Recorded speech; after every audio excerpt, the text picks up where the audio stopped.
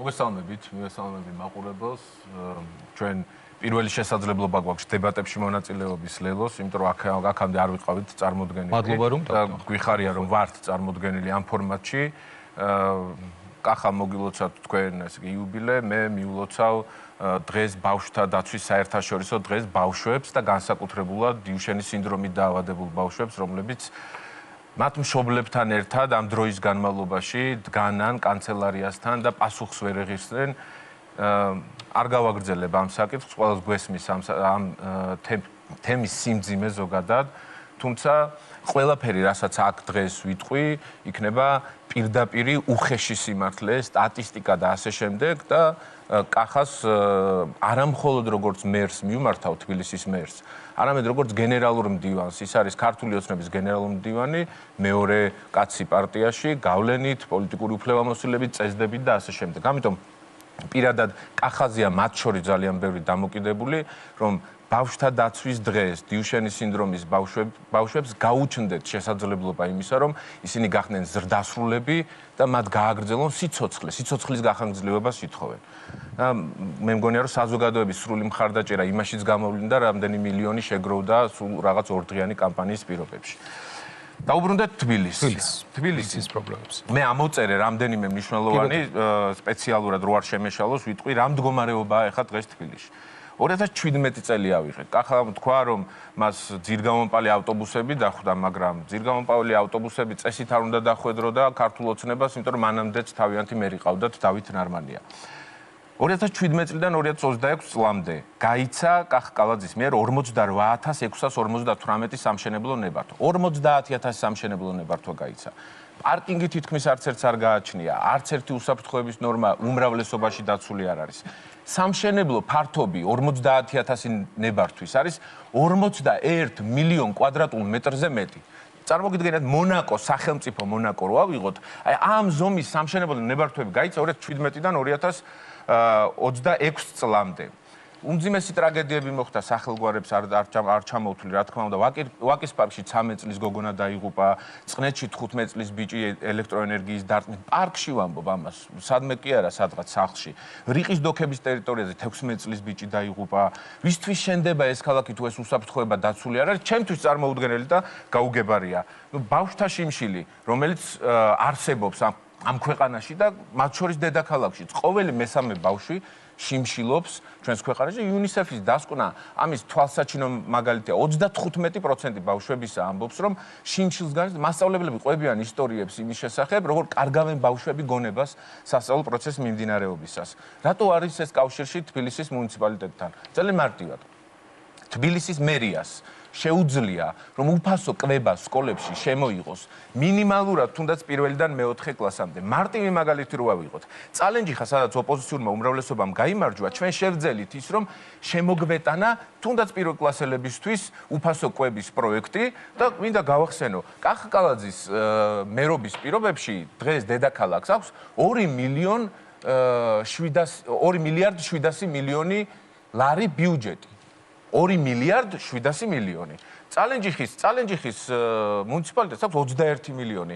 სამწუხაროდ წალენჯიხამ აჯობა კახაკალაძეს 21 მილიონში, რომ პრიორიტეტების სწორად განსაზღვრა. რაღაც ფეშენებელური პრიალა, მიწისქვეშა, მიწის ზედას ნაგვის ურნები კი არა, სადაც რო ჩავყრით ნაგავს. შემდეგ გადამამუშავებელი ქარხანაც კი არ არსებობს. მთელს ქვეყანაში და მათ შორის დედაქალაქში, 1,5 მილიონიან დედაქალაქში ვერ აშენდა გადამამუშავებელი ქარხანა, სადაც ყველაფერი საბოლოოდ ერთად მიდის.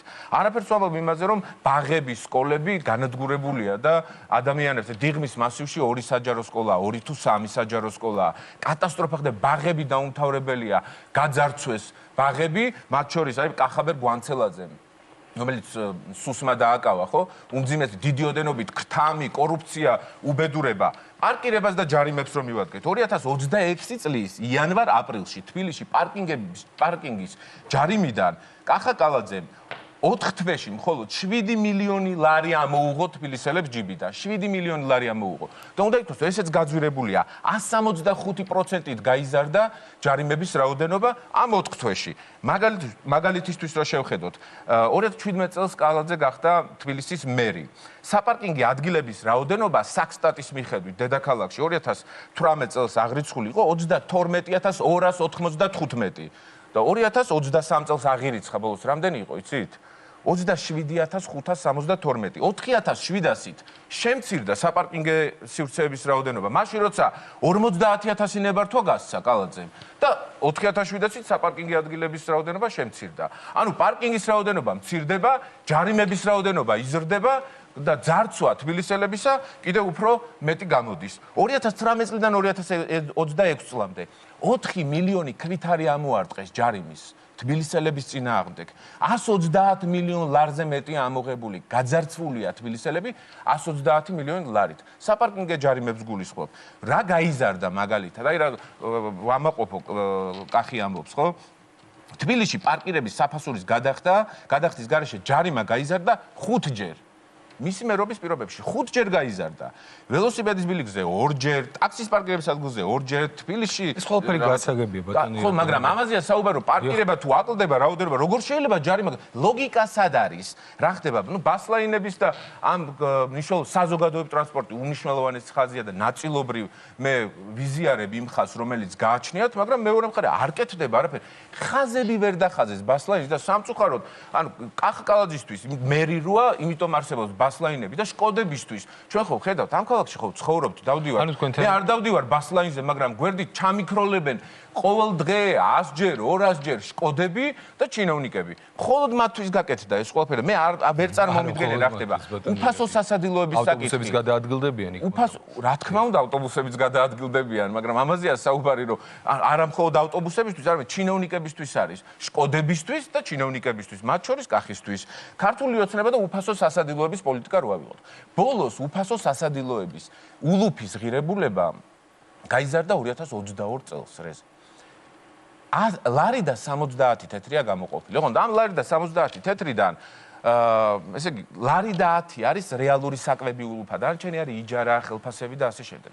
1 ლარად და 10 თეთრად როგორ შეიძლება გამოკვებოს კახა კალაძემ მშიერი მოქალაქე, რომელსაც მართლა უჭირს, ხო? ძალიან უჭირს. მაშინ როცა კახას შესაძლებლობა აქვს რომ მილანში წავიდეს, იშოპინგოს, ყველაფერი გააკეთოს, მაგრამ ამ დროს ლარი და 10 თეთრად 2022 წლის შემდეგ რამდენჯერ გაძვირდა პროდუქტი? ბატონო ირაკლი, თქვენ შეგიძლიათ თქვათ რომ მაგალითად ქალაქის მერი დადის ბასლაინზე?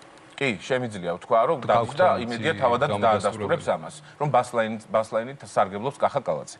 რაც შეეხება უფასო სასადილოებს, ლარი და 10-ით როგორ შეიძლება გამოკვებო ადამიანი, როცა 2022 წლიდან ისევ ეს ბიუჯეტია გამოყოფილი და უნდა ითქვას, რომ პირი, რომელიც კახა კალაძის გუნდს წარმოადგენდა, დაკავებულია მისივე პროკურატურის თუ სუსის გამოძიებით თუ ასე შემდეგ. მოპარული აქვს 4 მილიონი ლარი. ანუ ლარი და 10-ად რო აჭმევ მოქალაქეს და კიდე 4 მილიონს რომ მოპარავ.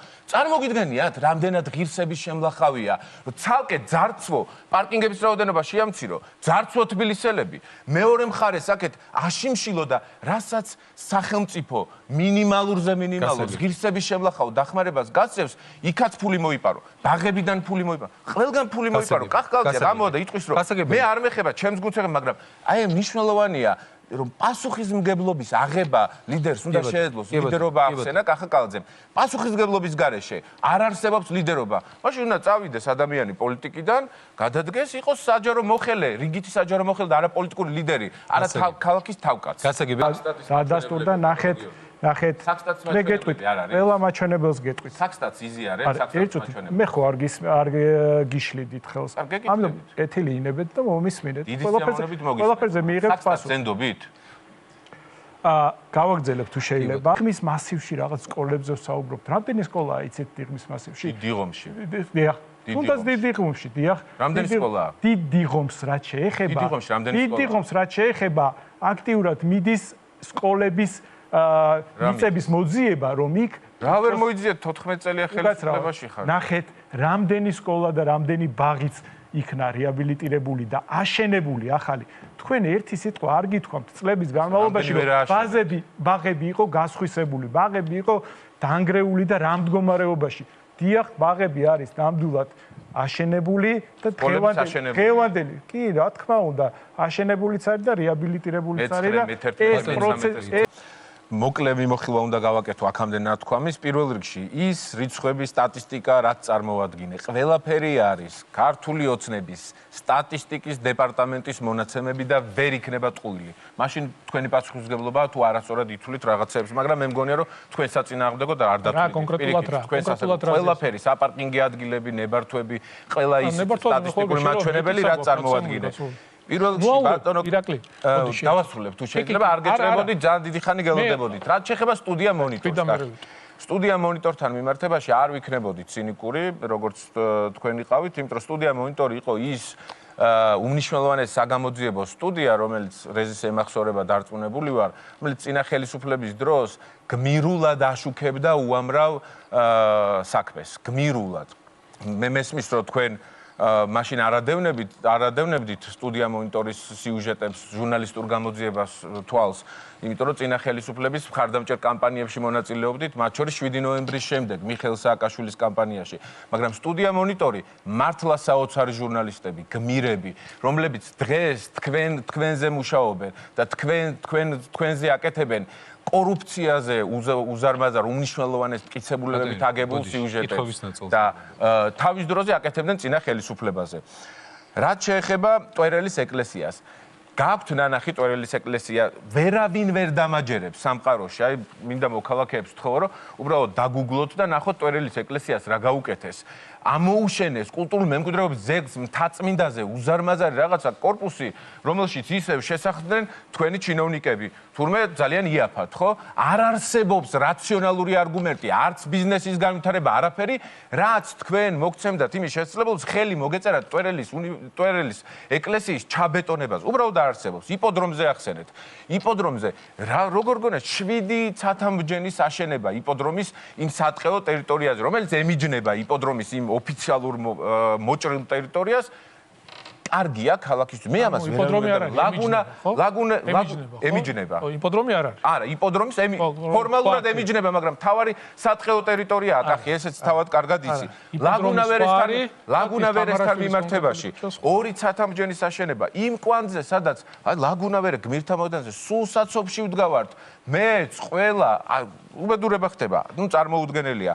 აქ მე მესმის რომ ბატონი გიორგი დამხმარედ არის მოსული კახის, მაგრამ ახსენა რომ სკოლებიო შენდებაო მე არ ვამბობ რომ ეს მერის პასუხისმგებლობა როგორც გენერალური მდივანი კახი კალაძის პასუხისმგებლობა მხოლოდ ნაძალადევში მე-4, მე-10, მე-11, მე-14 და მე-13 სკოლები არის დანგრეული მხოლოდ ნაძალადევში აი ახლა მაგალითად მხოლოდ ნაძალადევში ვამბობ მე-4 სკოლა, მე-10, მე-11, მე-14, 113. ხალხი გამოდის აქციებით გზას კეტავს დადიანის ქუჩას, რომ იქნებ გვაღირსოთ, ბავშვები დაყავთ სხვა უბნებში.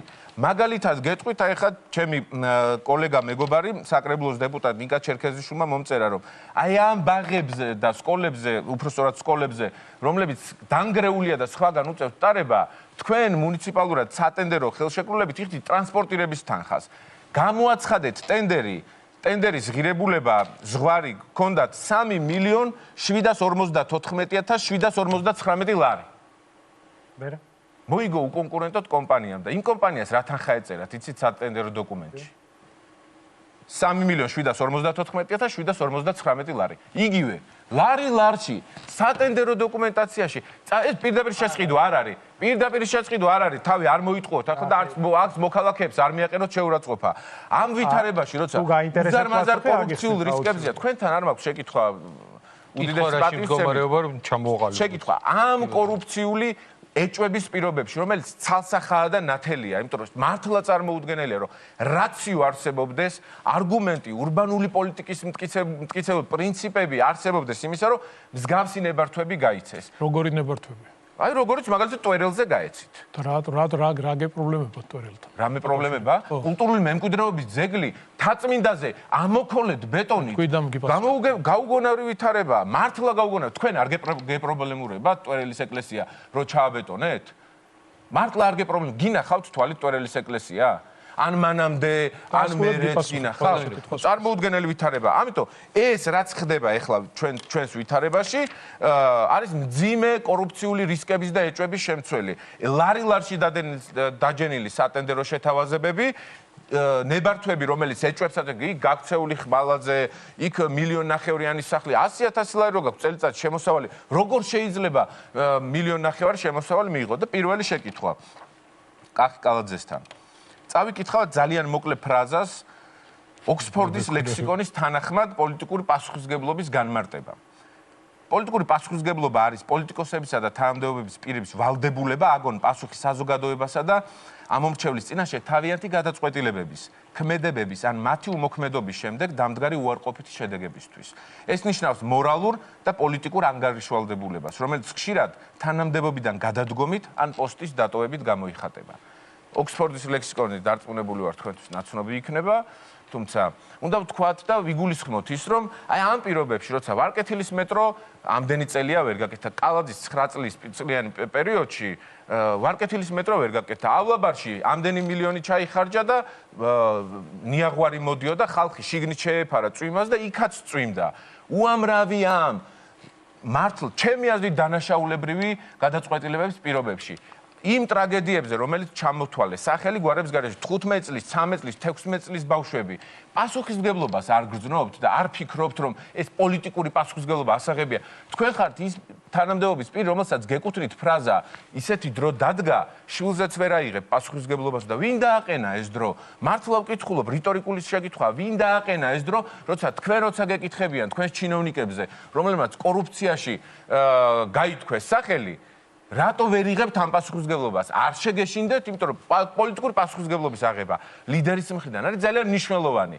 და ეს დეფინიცია, რომელიც წარმოგიდგინეთ თქვენ, სრულიად ბუნებრივად გიბიძგებთ ძალიან ერთი ლოგიკური გადაწყვეტილებისკენ. ეს არის აიღო პოლიტიკური პასუხისმგებლობა და გადადგე. ეს ერთი შეკითხვა. მეორე შეკითხვა პოლიტიკურ პასუხისმგებლობას და მეორე შეიძლება მოკლედ რომ ჩამოვარდეთ. მოკლედ ვიკითხავ ძალიან უმნიშვნელოვანესია იმის თქმა, რომ დედაქალაქი და დედაქალაქის პოლიტიკა არის განსაზღვრელი ქვეყანაში მიმდინარე პროცესები. ჩვენ ვხედავთ ძალიან მარტივ მოცემულობას.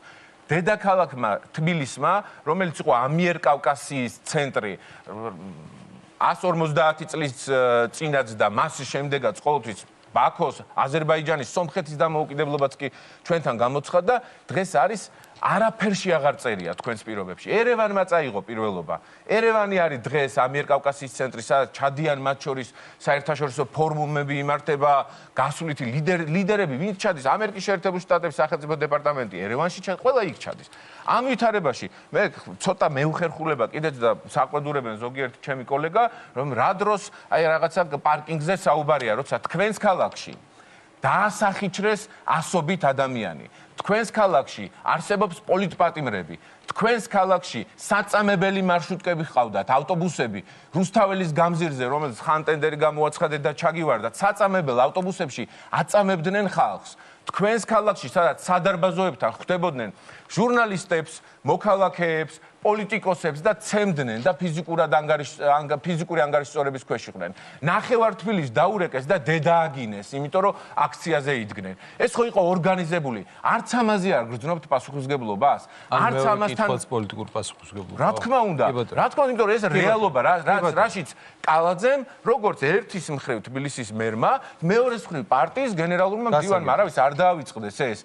მეორე კაცი პარტიაში. ეს თქვენს წონას მაღლაწევს, მაგრამ თქვენს უმძიმეს პასუხისმგებლობას წევს ისე, რომ ამ პასუხისმგებლობას ვერსად ვერ გაექცევით და იუბრუნდები ისე ოქსფორდის ლექსიკონის განმარტებას პოლიტიკური პასუხისმგებლობისა, თქვენ უნდა გადადგეთ, თუ არ გეშინიათ ამ პასუხისმგებლობის აღება. გასაგებია ბატონო ერგლი, ორი კითხვა და ფაქტობრივად ჩემი გადადგომა რა პოლიტიკური პასუხისმგებლობა. აქ წლის წინ ხო არჩევნები და 20%-მა დაგიჭირა თბილისის მხარი. 20%-მა კი არა, მე ნაკლებად დამიჭირა. მე მგონი არ მოგცეს. მე ნაკლებად დამიჭირა. აქ არ იყო შესაძლებლობა. თქვენ აქ ქონდა შესაძლებლობა. თბილისელების 20%-ის ხარდაჭერა საზოგადოებისთვის თქვენი ხედვა. თბილისელების 20% ეჩვენებინა თქვენი ინტელექტი, ეჩვენებინა თქვენი შესაძლებლობები და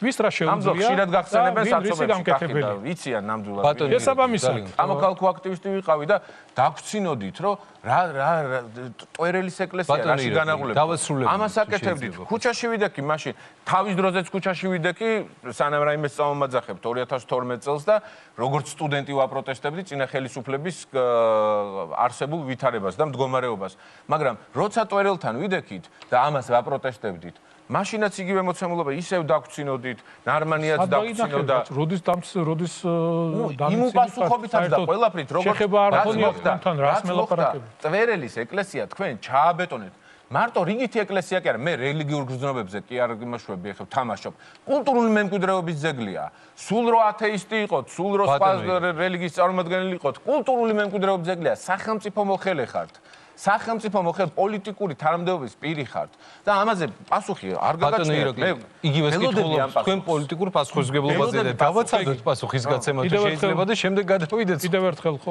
აი ხაზი მინდა გაუსვა რომ 2011 წელს როგორც გითხარით აღნიშნულ თქვენ ხომ გითხარით რომ ირაკლი პენდელიანმა გაიფორმა რაღაც ისინი ბინები თითქოს და დაეყრდენით სტუდია მონიტორს მე გეუბნებით მომწერა ადამიანმა რომ ეს არის ტყუილი არასწორი ინფორმაცია 2011 წელს აბსოლუტურად სხვაგან 55 კვადრატული მეტრი ბინა აქვს შეძენილი ისიც ბანკით გასაგებია ირაკლი იმაზე მე მგონი არ ღირს კი პასუხო ტრაგედიებით სპეკულაციები მე მგონი ძალიან უხერხულია სპეკულაცია ეს იყო ძალიან მძიმე თემა პირადად ჩემთვისაც უდიდესი ტრაგედია იყო პირადად ჩემთვისაც და მე მაშინ თავრობის სტომაზე აბსოლუტურად ღიად გამჭირვალედ გამოვედი და ვთქვი არ დამალულ ვარ და არასდროს როდესაც დედაქალაქი პრობლემების წინაშეა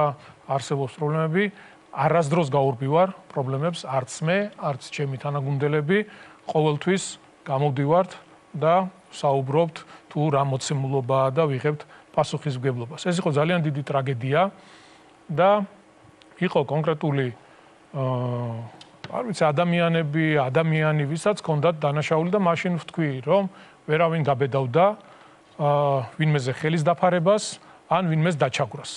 შესაბამისად გამოძიება წარიმართა შემდეგ სადაღმოჩნდნენ იცით თუ შეიძლება სულ მალე შეეცვალათ საპატიმრო სასჯელი შინაპატიმრობით ერთ წელიწადში გამოვიდა და 100,000 დოლარის ქონება შეიძინა ყოველგვარი შემოსავლის გარეშე იგივე პირი ვიზეც თქვენ საუბრობთ რომ თქვენ თურმე შეწუხდით შემდეგ დააფუძნა კომპანია საშუალო კომპანია მერიასთან და დღემდე მერიას ემუშავება კოეფიციენტების ყიდვის პროცესში ანუ რაზე მელაპარაკებთ ხო არა შეიძლება ეს არ არის არც თქვენი და არც ჩემი მაყურებლისთვის არ არის ბატონო ირაკლი ხო შინაპატიმრობაში გაუშვით და მე კომპანია ჩამოაყალიბა რომელიც გემუშავებათ თქვენ 24 საათი კოეფიციენტების ყიდვაზე რაზე ვლაპარაკობთ რა წარმატებაზე რა ბედნიერებაზე რა რაღაც აღმშენებლობაზე შეიძლება გიპასუხოთ ბატონო ირაკლი გასაგებიო ეს არის ტყუილი მოკლედ რა არის ტყუილი არის რომ არანაირი კომპანია არ არსებობს რომ მერიას ეთანამშრომლება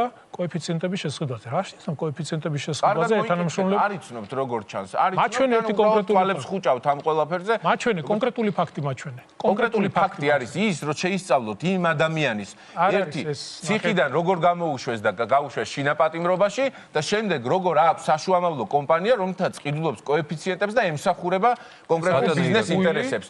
თქვენთან ერთად ამაზე დაფუძნებული განცხადება არანაირი ფაქტი არ გაქვს მაგისი ფაქტი რო გქონდეთ ეხლა ამას ფაქტი რო გქონდეთ აგას ამაფარებდით აქ სახეზე თქვენ რა გონია რომ მე ხა რამდენი დოკუმენტით ვარ მოსული ხედავ ამას ხედავთ რამდენი დოკუმენტით ვარ მოსული კიდევ ერთხელ რომ მობრძანდებით აი მტკიცებულებით მოვალ მაგრამ ეს სტატისტიკები რომელიც თქვენს მიერ ცუდად მართულ ჯოჯოხეთურად მართულ ქალაქს აღნიშნავს არის თქვენი პასუხისმგებლობა რა სტატისტიკაზე თქვენი ყველანაირი სტატისტიკა ჯარიმებს რო ზრდით პარკინგებს რო ამცირებთ 41 მილიონის სამშენებლო ნებართვა რო გაგაცემული. ზედაც სხვა შო ლისი არსებობს. ლისის სტანდარტი გაგიგიათ საერთოდ რა არის? ლისის სტანდარტი 20% სამშენებლო სივრცე, 80 სარეკრეაციო და ინფრასტრუქტურა და პარკინგი. თქვენ რო ასე ქალაქს აშენებდეთ, ეს ქალაქი იქნებოდა დაბწყინებული და აღშენებლობის პირობებში, მაგრამ რას მეუბნებით ეხლა? მართლა პარკინგი არა, არსად ერთმანეთს ხალხი ერთმანეთს 24 საათი დაბღვერილი უყურებს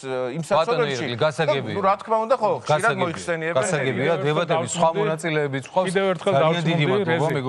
კიდევ ერთხელ დავრწმუნდი იმაში. მერის არჩევნები როდესაც იმართებოდა, რატომ აიღო რაღაც 0.1 თუ 0.2% ირაკლი. საერთოდ აი მეგობრულად გეტყვი, გაგებაში არ ახარ. რატომ მეგობრებით? მუნიციპალიტეტი მე არ გემეგობრებით, იმიტომ რომ მგონია რომ თქვენ ანგრევთ ქალაქს. საერთოდ არ გემეგობრებით, მე მგონია რომ თქვენ ქალაქს ანგრევთ. თქვენ არ იღებთ პასუხისმგებლობას ნაწამებ ადამიანებზე. აი თქვენი თქვენს ქალაქში 400-ზე მეტი ნაწამები პირია. ნუ გადავალთ. და თქვენი ხელისუფლების ყველა ჩინოვნიკი დაჭერილია და რა ხო არ ხართ შემდეგი რიგში ამ პირობებში ზუსტად პასუხისმგებლიანი ხელისუფლების რომელი პასუხისმგებლიანი სად არის პასუხისმგებლობა ორი პრეზიდენტი გაგეცათ პრემიერ-მინისტრი დაიჭირეთ თავდაცვის მინისტრი დაიჭირეთ სოციალურად დაუცველებს ძარცვავდით დაიჭირეთ ბაღების ტიპები დაიჭირეთ ყველა ძალიან გეცხებია წეღან რო ახსენეთ წეღან რო ახსენეთ ეს პროპაგანდა აი ეს არ არის შორის დებატი. ბოლო რეპლიკა და მორჩები. წეღან ახსენეთ ესეთი ფრაზა. აი ეხლა რაღაცაა ეს უვიცებიო რაღაცეებს რო ამბობენო და პასუხი უნდა მოეთხოვოთ ამ ყველა ბრალდებაზეო.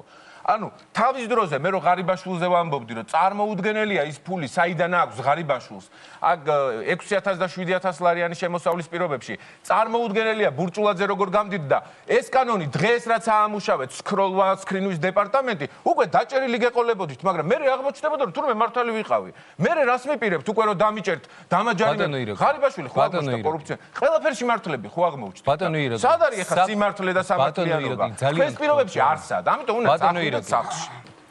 ჩემ მოლოდინი ბევრად მეტი იყო, რაც შეეხება სიამაყეს კახას მხრიდან რომ ბევრი რამ კეთდება, ქართული ოცნების მაღალჩინოსნებს და თანამდებობის პირებს დრო აფასებს მხოლოდ და ძირითადად რაც ვნახეთ მხოლოდ ციხით ფასდებიან ისინი. შემდეგ ეს პრაქტიკა პრემიერიდან დაწყებული, მინისტრებით დამთავრებული, მათ შორის მერებით, ეს ნათელი პრაქტიკაა. მე ვერ მივიღე პასუხი ვერც ტვერელის ეკლესიაზე, ვერც რატომ გაიზარდა ჯარიმები 5 ჯერ, ვერც იმაზე რატომ შემცირდა საპარკინგი ადგილები, ვერც იმაზე როგორ მოახერხეს 41 მილიონი კვადრატულ მეტრზე ნებართვის გაცემა, ვერც იმაზე რომ 50000 ნებართვა როგორ მოახერხეს, აქედან 2 მილიონის ნებართვა კახას მეგობრის ბალანსზეა, წულაიას ბალანსზეა. ვერ მივიღე იმაზე რა პოზიცია აქვს ქალაქის მერს თავის ქალაქში ნაწამებ ახალგაზრდებზე ვერც იმაზე ალბათ თავად ეს ქალბატონიც გამიბრაზდება იმიტომ რომ ბოლო პერიოდში არც კარგი ეს გვაქვს ურთიერთობა მაგრამ ქალი რომელმაც ფლომასტერით წარწერა გააკეთა კალაძის პოსტერზე 4 შვილის დედა ციხეშია და ამ დროს პოზიციაც კი არ არსებობს მაშინ როცა ახსენეს რომ დასაწვავად ამზადებდნენ რომ რაღაცა